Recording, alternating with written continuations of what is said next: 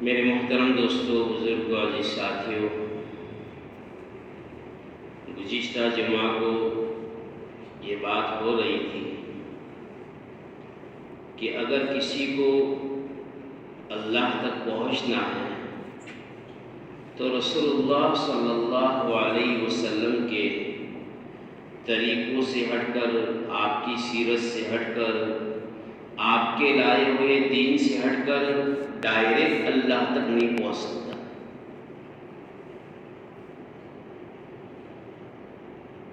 اللہ کے نبی صلی اللہ علیہ وسلم کی سیرت کو اپنانا پڑے گا، آپ کے لائے ہوئے دین کو اپنی زندگی میں لانا پڑے گا، اور میرے دوستو اس کے ساتھ ساتھ دین کی محنت کرتے ہوئے یہ بندہ، یہ بندی اللہ تک پہنچ سکتی ہے، پہنچ سکتا ہے۔ اور اللہ تبارک تعالیٰ نے بھی کہا ہے کہ اگر تم مجھ سے محبت کرنا چاہو تو پہلے میرے محبوب صلی اللہ علیہ وسلم سے محبت کرو۔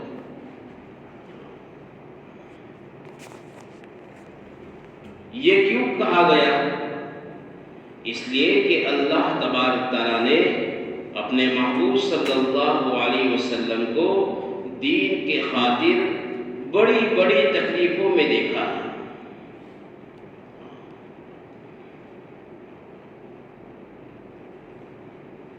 ناگوار حالات میں آپ چلے ہیں،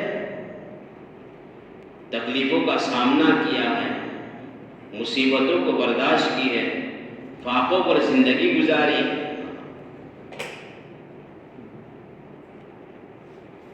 تو میرے محترم دوستو، بزرگوں، ہماری کامیابی اللہ اور اللہ کے رسول صلی اللہ علیہ وسلم کو ماننے میں ہے۔ میں نے کلمہ پڑھ کر بھی بتایا تھا کہ کلمے کے دو جز ہیں، ایک ہے کہ اللہ کے سوا کوئی معبود نہیں، اس کا اقرار کر لو، اور اس کے ساتھ ساتھ یہ بھی اقرار کرو کہ محمد صلی اللہ علیہ وسلم جو طریقہ لے کر آئے اس میں ہمارے کامیابی ہے۔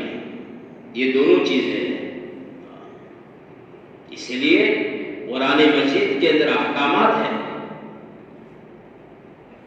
اقیموا الصلاۃ وآتوا الزکاۃ، یعنی تم زکوٰۃ کو ادا کرو، نماز کو قائم کرو، حج کرو، لیکن اس کا طریقہ جناب رسول اللہ صلی اللہ علیہ وسلم کی زندگی سے پتہ چلے گا، آپ کی سیرت سے پتہ چلے گا کہ ہم نماز کس طرح پڑھیں گے۔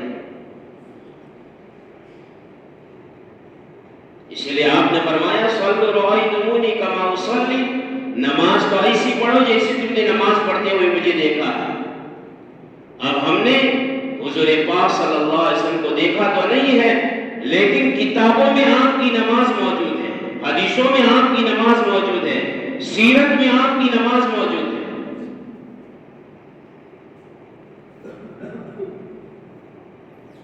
اور ایمان کے بعد نماز کا سب سے پہلا درجہ ہے عبادت میں، یہ نماز تمام عبادتوں کی سردار ہے۔ اس لیے اللہ والے یوں کہتے ہیں کہ جس کی نماز صحیح ہوگی اس کی زندگی صحیح ہوگی۔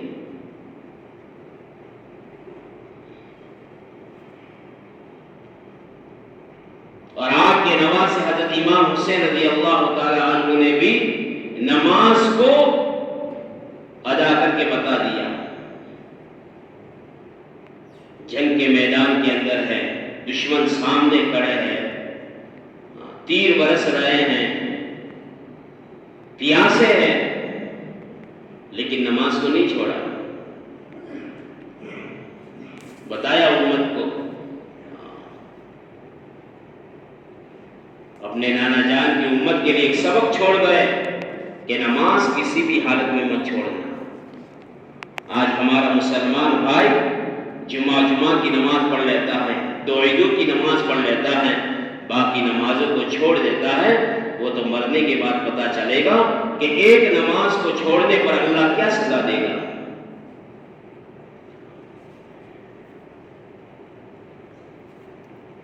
یہ آنکھیں بند ہو گئی، آخرت کی آنکھیں کھل گئی، فوراً پتا چل جائے گا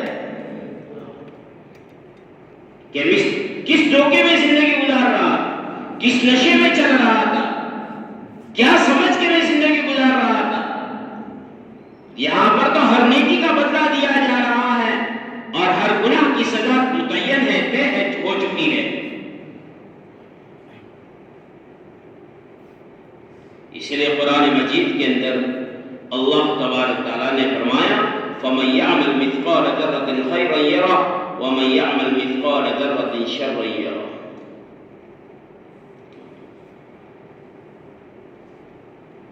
کہ ذرہ برابر کی نیکی بھی سامنے لائی جائے گی اور ذرہ برابر کا گناہ بھی سامنے ہوگا. نہ کسی شر کو چھپایا جائے گا، نہ کسی نیکی کو مٹایا جائے گا.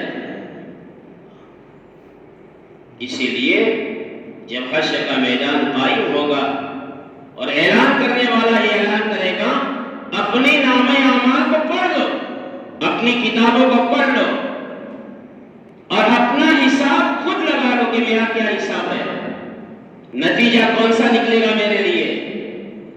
اس وقت بعد لوگ کہیں گے ما لهذا الكتاب لا يغادر صغيرة ولا كبيرة الا احصاها. کیا ہو گیا میرے اس نامہ اعمال کو کہ جس کے اندر ہر چیز لکھی ہوئی ہے.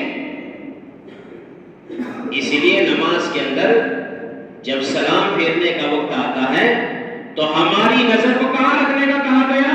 دونوں کندھوں پر. یعنی اس بات کا استظہار کرو کہ میرے دونوں کندھوں پر دو فرشتے مقرر ہیں، نیکی کا لکھنے والا، بدی کا لکھنے والا. کِرَامًا کاتبین یعلمون ما تفعلون، جو کرتے ہو جانتے ہیں اور لکھ دیتے ہیں.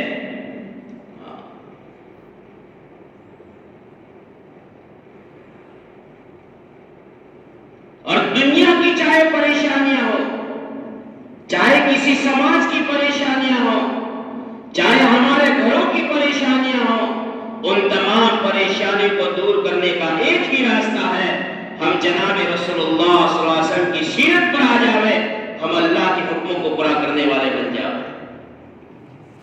ایک راستہ ہے، دوسرا کوئی راستہ نہیں ہے. اور ہمیں دنیا میں اسی لیے بھیجا گیا ہے کہ ہم خود اللہ کے نبی صلی اللہ علیہ وسلم کی سیرت پر چلیں اور لوگوں کو چلانے کی کوشش کریں، اس کی دعوت دیں، لوگوں کے سامنے جا کر سمجھاوے کہ پیارے نبی کے طریقے میں فائدے ہیں. پانی پینے کا سنت طریقہ بتاوے، کھانے کا سنت طریقہ بتاوے، شادی بیاہ کے سنت طریقے بتائے جاوے، دین کس کو کہتے ہیں سمجھایا جاوے، ایمان کتنی بڑی دولت ہے یہ سمجھایا جاوے. یہ ہماری ذمہ داری ہے.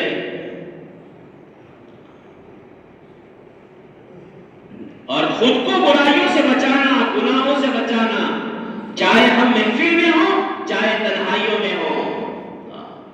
بعض تنہائیوں کے گناہ ایسے ہو جاتے ہیں کہ آدمی ایمان سے محروم ہو جاتا ہے.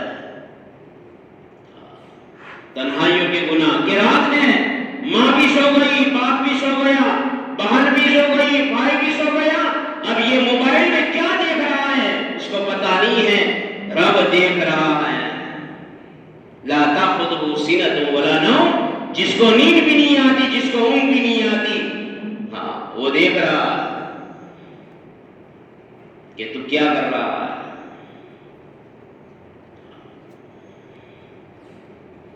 اس لیے میرے محترم دوستو بزرگوں، جو مہینے گئے اس سے پہلے وہ بھی بابرکت مہینے تھے.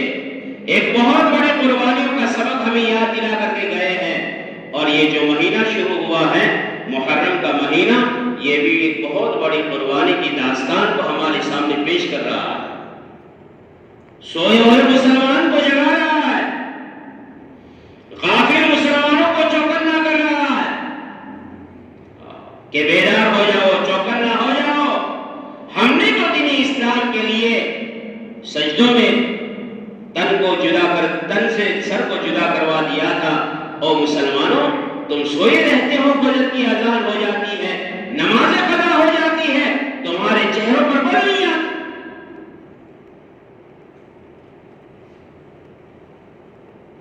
حالانکہ حسن اور حسین رضی اللہ تعالی عنہما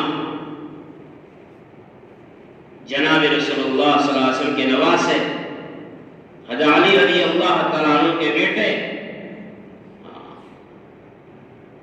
فاطمہ رضی اللہ تعالیٰ عنہ کے جگر کے ٹکڑے، جن سے اللہ کے نبی نے ایسی محبت کر کے بتائی ہے کہ دنیا کا کوئی باپ ایسا نہیں ہوگا جس نے آج تک اپنے بیٹوں سے ایسی محبت کی ہو، ایسی محبت کی ہے۔